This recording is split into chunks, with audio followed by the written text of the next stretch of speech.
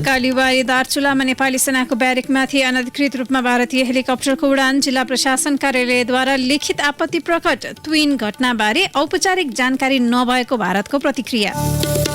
नेपाली कांग्रेस आजदेखि 14औं महाधिवेशन प्रक्रिया सुरु हुँदै वडा अधिवेशनका लागि दुवै पक्षका केन्द्रीय नेता गाउँ-गाउँमा।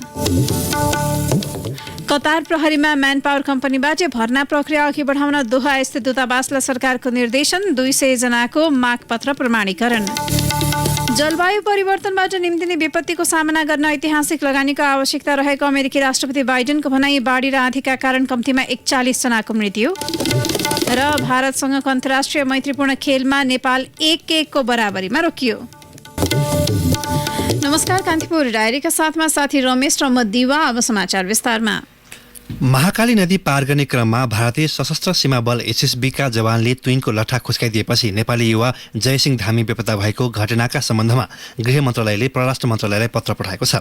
सहसचिव जनार्दन गौतमको संयोजकतामा गठित छानबिन समितिले तयार पारेको प्रतिवेदनका आधारमा गृहले हिजो परराष्ट्रलाई पत्र पठाउँदै दोषीलाई कारबाही दायरामा ल्याउन र बेपत्ता रहेका धामीका परिवारलाई उचित क्षतिपूर्ति भराउने गरी भारतसँग पहल गर्न भनेको हो। गृह मन्त्रालयका प्रवक्ता फणिन्द्र मणि पोखरेलले समितिको प्रतिवेदनका आधारमा परराष्ट्रलाई पत्र पठाइएको जानकारी दिनुभयो। गृहले अस्ति दिनभर पत्रको बेहोरा र कूटनीतिक पहलका लागि गरिने विषयबारे आन्तरिक समीक्षा, परामर्श र सम्बन्धित अधिकारीसँगको छलफल गरेको थियो। त्यसपछि समितिको प्रतिवेदन साथमै राखेर परराष्ट्रलाई पत्र पठाइएको हो। गत साउन 15मा भारतको पिथौरागढ जिल्ला पाङ्ला गाउँ नजिकै गसको इलाकामा खटिएका एसएसबीका 2 सुरक्षाकर्मीले महाकालीमा टाँगिएको ट्विनको लट्ठा खुस्काउँदा दार्चुला ब्यास गाउँपालिका 2 खाङदाङ मालका 33 वर्षीय धामी उर्लदो भेलमा खसेर हराएको थिए। अहिलेसम्म धामीको अवस्था अज्ञात छ। घटनापछि जिल्ला प्रहरी कार्यालय दार्चुलाले खोजबिन जारी राखे पनि भारतीय प्रशासन र सुरक्षा निकायबाट अनुसन्धानमा सहयोग भएको छैन। घटनाको तेस्रो दिन साउन 17मा गृहमन्त्री बालकृष्ण खाँडले यस सम्बन्धी सत्य तथ्य पत्ता लगाउन सहसचिव गौतमको संयोजकतामा समिति गठन गर्नुभएको थियो। समितिले 1 महिना लगाएर तयार पारेको प्रतिवेदन मंगलबार मन्त्री खाँडलाई बुझाउँदै घटना गस्कुमा रहेका एसएसबीका जवानले घटाएकाले अपराधमा संलग्नलाई भारतबाटै अनुसन्धान गरी कारबाहीको दायरामा ल्याउन र धामीका परिवारलाई उचित राहत तथा क्षतिपूर्ति दिलाउनका लागि कूटनीतिक पहल अघि बढाउन सुझाव दिएको थियो। सोही सुझावका आधारमा गृह सचिव टेकनारायण पाण्डेले सचिव स्तरीय निर्णय गरेर प्रतिवेदन सहित परराष्ट्रलाई पत्र पठाउनु भएको हो। घटनाको महिना दिन बितिसक्दा पनि यसबारे परराष्ट्रले कुनै प्रतिक्रिया जनाएको छैन। तर हिजो गृहको पत्रले भने परराष्ट्रलाई अब मौनता साध्ने छुट पनि छैन। भारतीय प्रशासन र सुरक्षा निकाय पनि एसएसबीको संलग्नता अस्वीकार गर्दै घटना ढाकछोपमा लागेका थिए। तर नेपालबाट भएको छानबिनमा एसएसबीको संलग्नता पुष्टि भइसकेको छ। त्यसकै आधारमा गृहले परराष्ट्रलाई पत्र पठाएर भारतसँग समन्वय गरी अपराधमा संलग्न एसएसबीको खोजबिन तथा यसबारे नेपाल सरकारको धारणा पठाउन भनेको हो।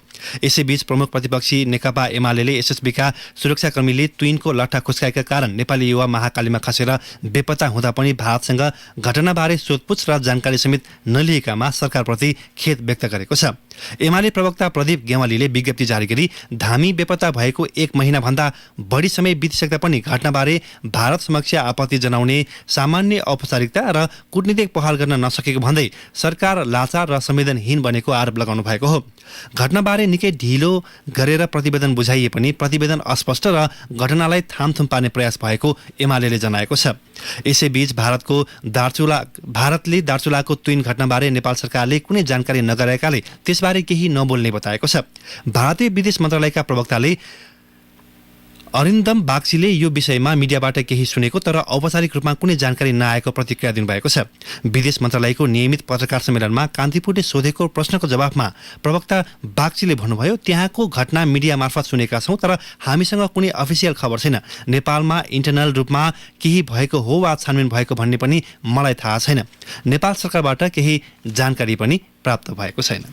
एसएसबीका सुरक्षाकर्मीले ट्विन खुस्काइदिएपछि दार्चुलाका युवा महाकालीमा बेपत्ता भएको प्रकरण ठेगान नलाग्दै छिमेकी भारतले नेपाली राष्ट्रियतालाई थप आहत बनाउने काम गरिरहेको छ। भारतले महाकाली वारी नेपाली सेनाको ब्यारेकमाथि समेत अनधिकृत रूपमा तारन्तार हेलिकप्टर उडाउन थालेपछि जिल्ला प्रशासनले भारतसँग लिखित आपत्ति जनाएको छ भने नेपाल सरकारको गृह मन्त्रालयलाई पनि यो विषयमा जानकारी गराएको छ।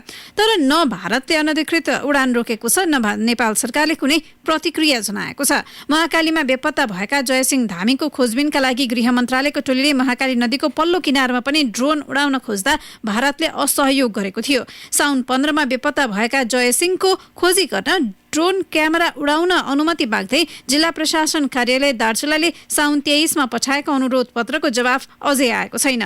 बेपत्ता नागरिकको खोजीमा महाकाली नदीमा ड्रोन उडाउन समेत नदिने भारतले भने महाकाली वारी दार्चुला सदरमुकाम खलङ्गा बजारमाथि पटक पटक हेलिकप्टर उडाउन थालेको छ।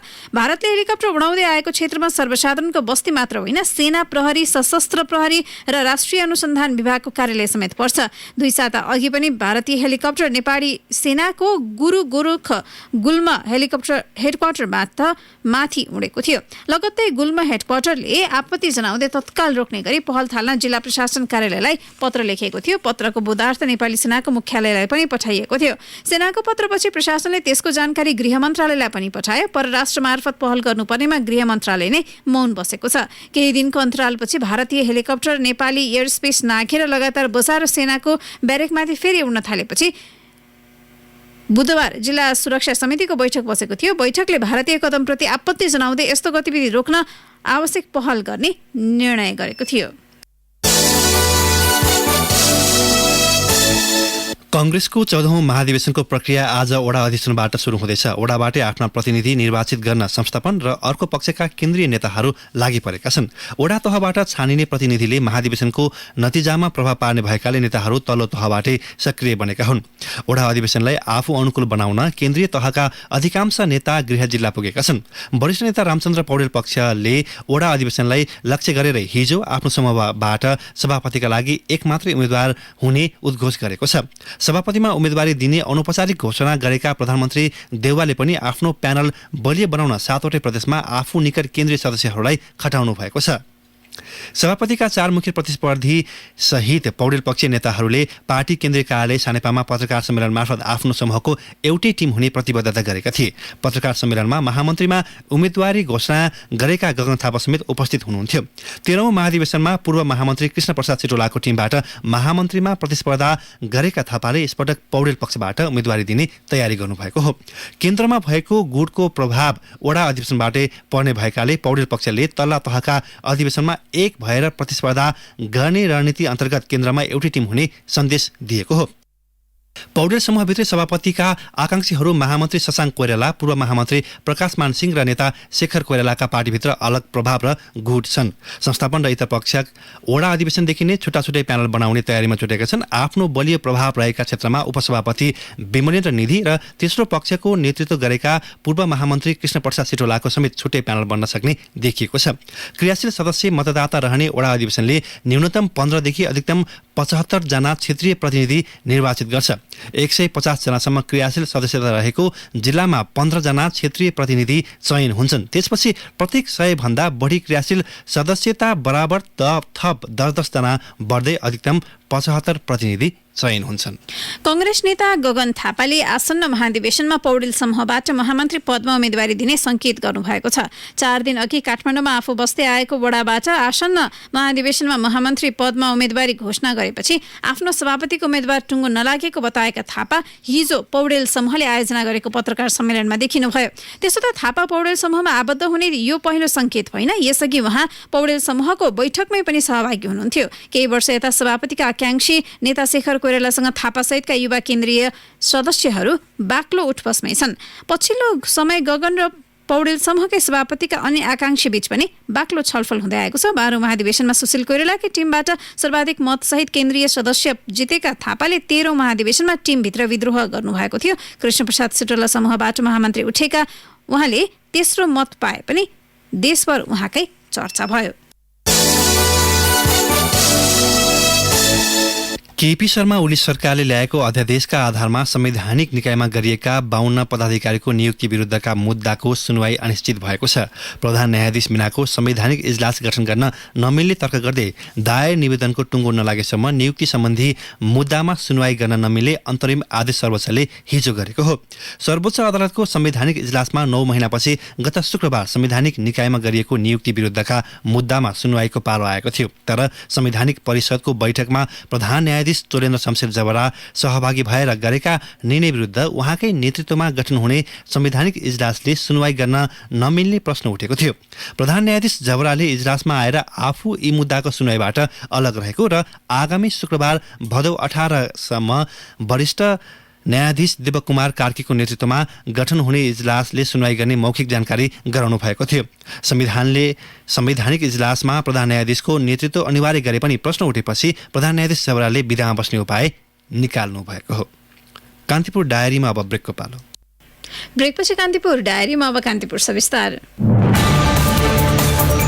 कान्तिपुर सविस्तार। कोरोना कहरले ठप्प शैक्षिक संस्था विद्यार्थीलाई भौतिक रूपमा उपस्थित गराएर नै सञ्चालन हुन थालेका छन्। विद्यार्थीको भविष्य अन्यलमा परेको भन्दै केही स्थानीय तहले आफूमा निहित अधिकार प्रयोग गर्दै शैक्षिक संस्था खोल्ने निर्णय गरेका हुन्। शिक्षा मन्त्रालयले पनि कार्यविधि बनाएर शिक्षण संस्था खोल्न दिने तयारी थालेको छ।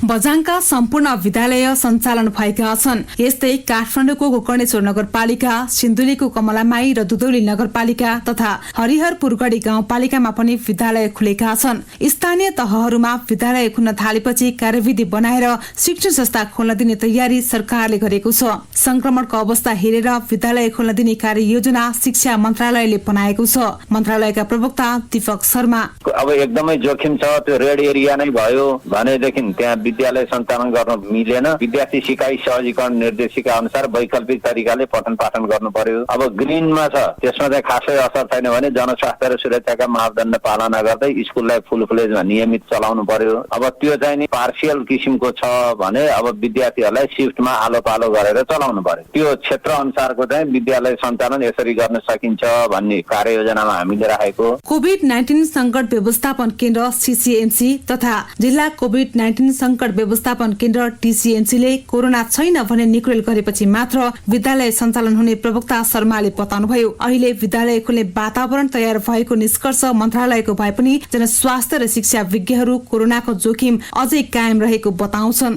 दोस्रो लहर केही मत्थर भए पनि जुनसुकै बेला तेस्रो लहर सुरु हुन सक्ने तर्फ सचेत रहन स्वास्थ्यविदहरूले सुझाउँदै आएका छन्। यही अवस्थामा विद्यालय सञ्चालन गर्दा जोखिम झन् बढ्ने सरुवा रोग विशेषज्ञ डाक्टर शेरबहादुर पुन बताउनुहुन्छ। कोरोनाको जोखिम कम भएको होइन, तर अब यहाँनिर चाहिँ के अवस्था चाहिँ छ भन्दाखेरि अब यतिकै सधैँ रहने हो कि अथवा खोल्नुपर्ने अथवा सुचारू गर्नुपर्ने, किनभने यो त एक प्रकारको एजुकेसन जुन बालबालिकाको लामो समयदेखि चाहिँ बन्द भइरहेछ। अब के गर्ने भन्ने कुरामा होला। अब अहिले उहाँहरूको त्यो जुन निर्णय गरेको छ त्यो चाहे कोरोना संक्रमितको जुन संख्या छ त्यो केही कम भएको अवस्था देखेर नै सुरु गर्ने भनेको। व्यवस्थापनमा चुस्तता ल्याइए र विद्यार्थी तथा शिक्षकको स्वास्थ्यमा थप सचेत भए मात्र जोखिम न्यूनीकरण गर्न सकिने डाक्टर पुनको भनाइ छ। तर शिक्षाविद डाक्टर विद्यानाथ कोइराला कोरोनाको जोखिमकै बीच विद्यालय खोल्नु बुद्धिमानी नहुने तर्क गर्नुहुन्छ। शिक्षक, विद्यार्थी तथा अभिभावकहरू डराएकै अवस्थामा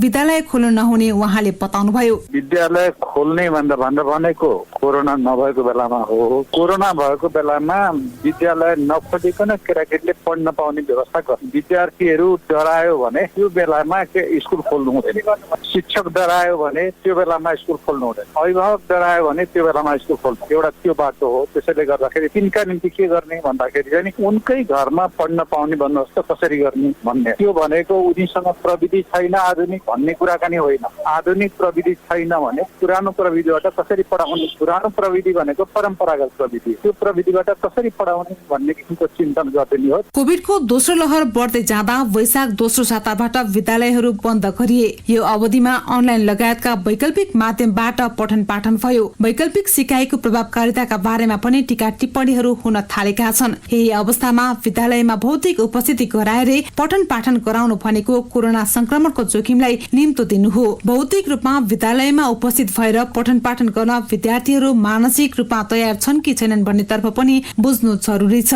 विद्यालय सञ्चालन गर्नु आवश्यक भए पनि विद्यार्थीको स्वास्थ्य र भविष्य भन्दा महत्वपूर्ण अर्थोक हुनै सक्दैन।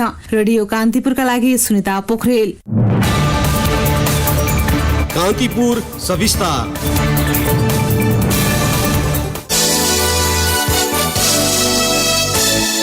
प्रदेश 1 मा एमालेको सरकार अल्पमत परेपछि विपक्षी गठबन्धनले नयाँ सरकार निर्माणका लागि कसरत थालेका छन्। कांग्रेस, माओवादी केन्द्र, एकीकृत समाजवादी, जनता समाजवादी पार्टीले हिजो प्रदेशसभामा गठबन्धनलाई सशक्त बनाएर अघि बढ्ने निर्णय गरेका छन्।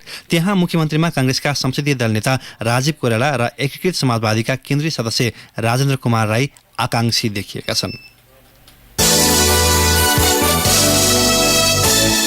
जसपा अध्यक्ष उपेन्द्र यादव र लोसपा अध्यक्ष महन्त ठाकुर सहित दुवै दलका शीर्ष नेता जनकपुरमै बसेर प्रदेश 2 का जनप्रतिनिधि आफूतिर तान्न लागि परेका छन्। गत निर्वाचनमा प्रदेश 2 मा उपेन्द्र यादवको दल संघीय समाजवादीले 29 प्रदेश सांसद र 26 स्थानीय तहमा प्रमुख जितेको थियो भने महन्त ठाकुरको दल राजपाले 25 प्रदेश सांसद र 25 स्थानीय तहमा प्रमुख जितेको थियो। प्रदेश 2 मा 107 सदस्यीय प्रदेश सभा र 136 स्थानीय तह छन्। दल 1 हुनु अघि प्रदेश 2 मा यादवको संघीय समाजवादीसँग 30 र ठाकुरको राजपासँग 25 प्रदेश सांसद थिए। दुवै दल 1 भएपछि प्रदेश 2 मा 55 सांसद सहित बहुमतको सरकार थियो। तर ओली सरकारमा सहभागी हुने ठाकुर पक्षको निर्णयसँगै दल टुक्रिएपछि यादवको जसपातिर 36 जना सांसद खुलेका छन्, जसमा ठाकुर पक्षका नवल किशोर शाह, रामनरेश राय, मनिष सुमन, सुरेश मण्डल लगायत छन्। लोसपाले आफूतिर प्रदेश सांसदको संख्या 20 पुग्ने दाबी गरेको छ। कान्तिपुर डायरीमा अब ब्रेकको पालो। ब्रेकपछि कान्तिपुर डायरीमा अब आर्थिक प्रसङ्ग। श्रम मन्त्रीको समेत जिम्मेवारी सम्हालेका प्रधानमन्त्री शेरबहादुर देउवाले कतारको प्रहरी सेवामा म्यान पावर कम्पनीबाटै नेपाली कामदार भर्ना गर्ने प्रक्रिया अगाडि बढाउन दोहा स्थित दूतावासलाई निर्देशन दिनुभएको छ। कतारको प्रहरी सेवामा भर्नाका लागि माग आए पनि कुन कानुनमा टेकेर पठाउने भन्ने विषयमा निर्णय हुन सकेको थिएन। श्रम मन्त्रालयका द्वारा दूतावासलाई लेखिएको पत्रमा भनिएको छ, नेपाल कतार श्रम सम्झौता, वैदेशिक रोजगार सम्बन्धी मागपत्र जाँचबुझ निर्देशिका, कतारको सैन्य सेवा कानुन बमोजिम कतार प्रहरीमा भर्ना गर्दा प्राप्त हुने सेवा, शर्त र सुविधाका आधारमा मागपत्र प्रमाणीकरण गर्न दूतावासलाई निर्देशन दिने गरी भदौ 8 मा मन्त्री स्तरीय निर्णय भएको बेहोरा अनुरोध छ। महिला वर्गमा हुने ब्रेस्ट, युटरस, ओभरी, सर्भिक्स जस्ता क्यान्सर र अरू घातक रोगको जोखिम बढ्दै गएको छ। यसले हामीलाई शारीरिक तथा मानसिक असर मात्र नभई हाम्रो परिवारमाथि ठूलो आर्थिक प्रभाव पनि पार्न सक्दछ। यस्ता अवस्थाबाट बच्नको लागि हामीले स्वास्थ्यमा खास ध्यान दिई नियमित रूपमा स्वास्थ्य परीक्षण गर्नुका साथै यस्ता घातक रोग विरुद्ध मिल्ने बीमा योजना लिनुपर्छ। यो सबै कुरा ध्यानमा राखी मेट लाइफले ल्याएको छ लाइफ केयर, महिला सम्बन्धित 10 घातक रोगहरू विरुद्ध रक्षा वरण र आर्थिक सुरक्षा सहितको जीवन बीमा। थप जानकारीको लागि एलसी टाइप गरी 32288 मा SMS पठाउनुहोस्। मेट लाइफ, तपाईसँगै जीवनमा अघि बढ्दै। अब अन्तर्राष्ट्रिय प्रसङ्ग। अमेरिकाका राष्ट्रपति जो बाइडेनले जलवायु परिवर्तनबाट निम्तिने विपत्तिको सामना गर्नका लागि ऐतिहासिक लगानीको आवश्यकता रहेको बताउनु भएको छ।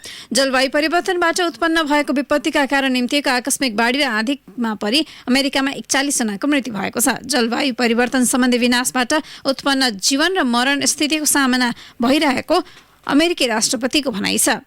न्युयोर्क र न्यू जर्सी राज्यमा आँधीपछि अत्यधिक वर्षा भइरहेको छ। न्यू जर्सीमा बाढीका बेला सवारी साधन डुबेका कारण 23 जनाको मृत्यु भएको हो। न्युयोर्कमा 14 जनाको बाढीका घटनामा परि मृत्यु भएको छ। फिलाडेल्फिया, पेन्सिल्भेनिया र कनेक्टिकटमा अन्य 4 जनाको मृत्यु भएको बीबीसीले उल्लेख गरेको छ।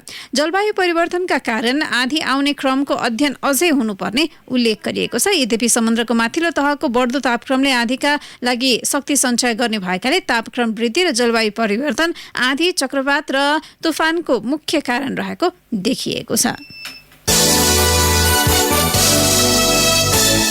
अब खेल प्रसङ्ग सुरुवातै अग्रता जोगाउन नसक्दा अन्तर्राष्ट्रिय मैत्रीपूर्ण खेलमा नेपाल भारतसँग 1-1 बराबरीमा रोकिएको छ।